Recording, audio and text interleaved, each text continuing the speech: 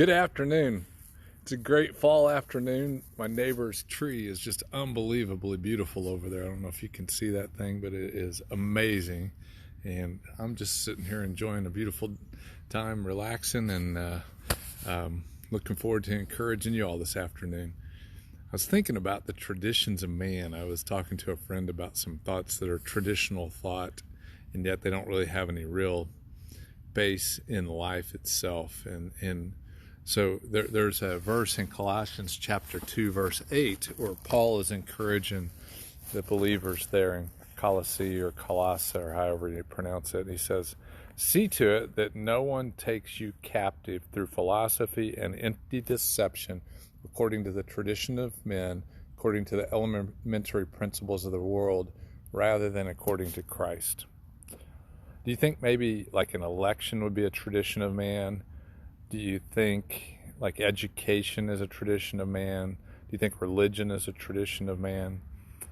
What other traditions of man do you think that you get caught up in and kind of all tangled up in yourself? And what Paul is saying is that these traditions that you get caught up in, you're going to get entangled and become captive to. Captive, first of all, right here in your brain, because you're going to spend brain time on those things, and you're not going to be free to spend your time according to what he said at the end of that verse, rather than according to Christ. And it's a really hard time to stay focused and not get sucked into the traditions of man, but it's a great time to set your mind on Christ and the things above, because he says at the end of this chapter,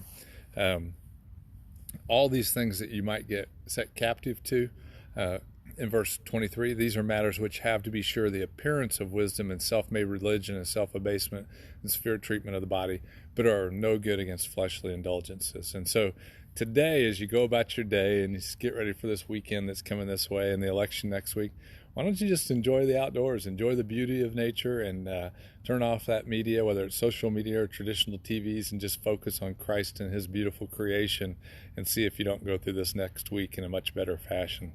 Have a great day. I'm thankful for you, and I'll see you guys real soon.